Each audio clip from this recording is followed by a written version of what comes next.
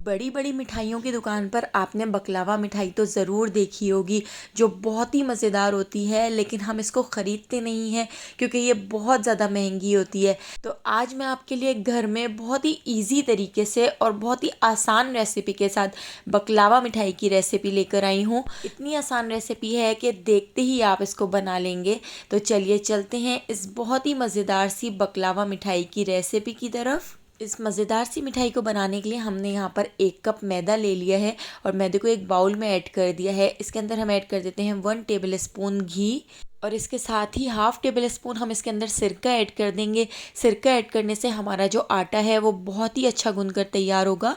तो ये दोनों चीज़ें ऐड करने के बाद थोड़ा थोड़ा पानी ऐड करके इसका एक डो बना के तैयार कर लेते हैं।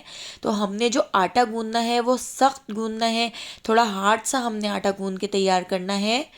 तो यहाँ पर आटे को इस तरह से देखिए थोड़ा थोड़ा पानी ऐड करके हमने गूंद लिया है और एक हार्ड सा डो बना के तैयार कर लिया है। इस आटे को आधे घंटे के लिए कवर करके रख देंगे। इसके ऊपर थोड़ा सा ऑयल लगा देते हैं ताकि इसके ऊपर लेयर ना जमे। तो आधे घंटे के लिए इसको कवर करके छोड़ देते हैं। इतनी देर हम इसकी चाशनी बना के तैयार कर लेते हैं। चाशनी बनाने के लिए 1.5 कप हमने चीनी एक पतीली के अंदर ऐड कर दी है। तो यहाँ पर आपने जितनी चीनी लेनी है उतना ही आपने पानी लेना है। तो 1.5 कप मैंने चीनी ली है और 1.5 कप ही मैं इसमें पानी ऐड कर देती हूँ। पानी ऐड करके इसके अंदर हम ऐड कर देंगे 1 टेबल स्पून शहद भी ऐड कर रही हूँ, जिससे बहुत ही अच्छा सा कलर आएगा। तो शहद ऐड करके इसको अच्छी तरह से मिक्स कर लेते हैं और इसको गैस पे रख के बॉयल आने तक पका लेते हैं। तो यहाँ पर आप देख सकते हैं चीनी डिज़ोल्व हो चुकी है, बॉयल आ चुका है। चीनी के डिज़ोल्व होने के बाद बस 5 मिनट हम इसको और पका लेंगे और एक चिपचिपी सी चाशनी बना के तैयार कर लेंगे। तो 5 मिनट हो चुके हैं, यहाँ पे हमारी चाशनी तैयार है। इसको ढककर एक साइड पर रख देते हैं। इतनी देर हम इसकी स्टफिंग तैयार कर लेते हैं। तो यहाँ पर हमने एक मिक्सर ग्राइंडर ले लिया है। इसके अंदर 10 से 12 अदद बादाम ऐड कर दिए हैं।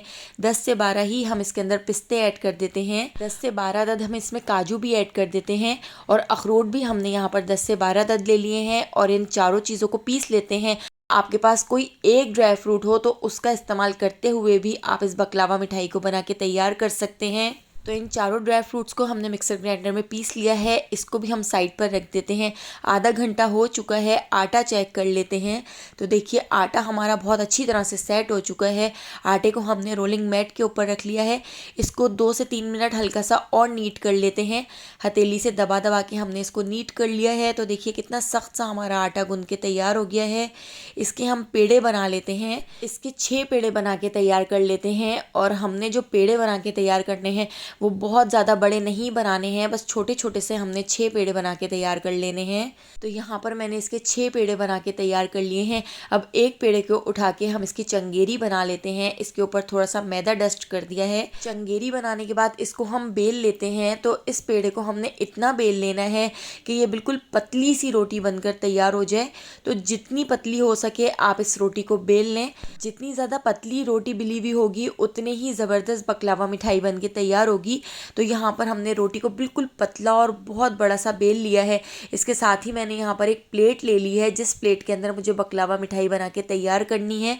तो इस प्लेट के साइज़ की मैं इस रोटी को इस तरह कट कर लेती हूँ और इस रोटी को कट करके हम एक अलग प्लेट में रख देते हैं और रोटी को एक अलग प्लेट में रखने के बाद इसके ऊपर थोड़ा सा मैदा डस्ट कर देते हैं ताकि ये रोटी चिपके ना। तो सारी रोटियों को इसी तरह बिल्कुल पतला बेलने के बाद और मैदा डस्ट करने के बाद एक के ऊपर एक रखते जाएंगे और ये जो बचा हुआ आटा है इसका भी हम बाद में पेड़ा बना के तैयार कर लेंगे। तो यहाँ पर देखिए इसी तरह से सारे पेड़े मैं बना के तैयार कर लूँगी और सारी रोटियों को हम इसी तरह इस प्लेट के अंदर रखते जाएंगे और मैदा डस्ट करके इसको साइड पे रख देते हैं। अब जिस प्लेट में मुझे बकलावा मिठाई बना के तैयार करनी है उसको मैंने अच्छी तरह से घी से ग्रीस कर लिया है। अब एक एक रोटी को उठाते जाएंगे और इस प्लेट के ऊपर इस तरह से सेट करते जाएंगे। थोड़ा सा खींच के लंबा कर लेते हैं और इस प्लेट के साइज़ का इस रोटी को बना के तैयार कर लेते हैं। तो यहाँ पर मैंने इस रोटी को इस प्लेट के अंदर इस तरह से सेट कर लिया है। अब ब्रश की मदद से चारों तरफ हम इसके घी लगा देते हैं। तो घी आपने बिल्कुल अच्छी तरह लगाना है। घी लगाने में बिल्कुल भी कंजूसी नहीं करनी है। घी लगाने के बाद दोबारा से एक रोटी को हम इसके ऊपर रख देते हैं। तो बिल्कुल इसी तरह से सेट करके इस रोटी के ऊपर हम दूसरी रोटी को भी रख देंगे। इस रोटी को भी इस प्लेट के साइज़ का कर लेते हैं, थोड़ा खींच के लंबा कर लेंगे और इसके ऊपर भी अच्छी तरह से घी लगा देते हैं। तो कॉर्नर पे भी आपने घी लगाना है, चारों तरफ घी लगाने के बाद अब तीसरी रोटी भी हमने इसके ऊपर रख दी है। इसी तरह हमने इसके ऊपर घी लगा के फिर चौथी रोटी भी हम इसके ऊपर इसी तरह से रख देंगे। तो मैंने यहाँ पर 8 रोटियाँ बना के तैयार की हैं। तो यहाँ पर 4 रोटियाँ हमने इस प्लेट के ऊपर इस तरह से सेट कर ली हैं और इसके ऊपर अच्छी तरह से घी लगा दिया है।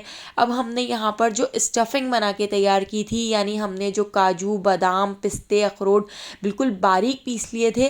तो मिक्सर ग्राइंडर में बारीक पीसने के बाद देखिए मैंने ये सारे काजू, बादाम, पिस्ते हमने इसके ऊपर इस तरह से डाल दिए हैं और इसको चमचे से इस तरह से फैला के सेट कर लेते हैं। अब मैंने यहाँ पर कुछ गुलाब की पत्तियाँ ले ली हैं और इनको अच्छी तरह से वॉश कर लिया था। इसको हम कट कर लेते हैं।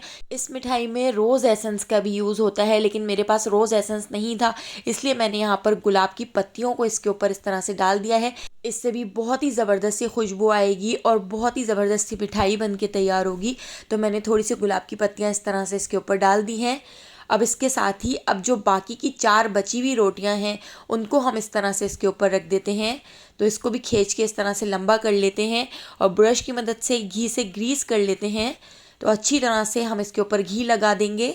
जितना अच्छी तरह से आपने घी लगाया हुआ होगा उतनी ही अच्छी लेयर बनकर तैयार होंगी। इसी तरह चारों रोटियां हमने इसके ऊपर रख दी हैं। 4 रोटियां नीचे रखी हैं और 4 रोटियां हमने स्टफिंग रखने के बाद इसके ऊपर रख दी हैं और इन रोटियों को हमने इस तरह से प्लेट के साइज़ का सेट कर लिया है। इसके जो साइड पर एक्स्ट्रा एजेस नज़र आ रहे हैं इनको हम कट कर लेते हैं ताकि हमारी जो मिठाई है वो बिल्कुल परफेक्ट और एक ही शेप की बन के तैयार हो।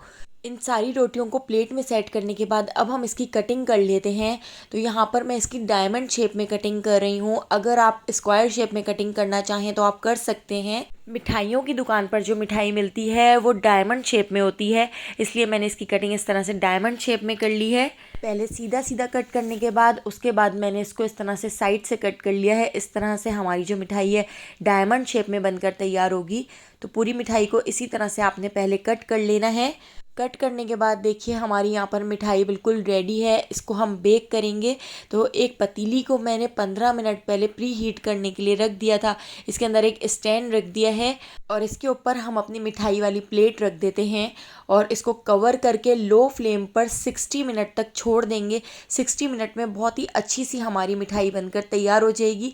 तो यहाँ पर आप देख सकते हैं ऊपर कितना ज़बरदस्त सा कलर आ चुका है। गरम गरम ही हम इस मिठाई के ऊपर चाशनी डालेंगे। तो हमारी जो चाशनी है वो बिल्कुल ठंडी हो गई है, लेकिन मैंने इसको हल्का सा नीम गरम कर लिया है। तो नीम गरम चाशनी हम इसके ऊपर इस तरह से डाल देते हैं। चाशनी डालने के बाद अब इसके ऊपर हम डाल देते हैं कटे हुए पिस्ते। तो इस तरह से सेट करके इस पूरी मिठाई के ऊपर कटे हुए पिस्ते भी हम ऐड कर देंगे। थोड़ी सी गुलाब की पत्तियां मैंने बचा ली थी, तो इसके ऊपर हम इस तरह से गुलाब की पत्तियां डाल देते हैं।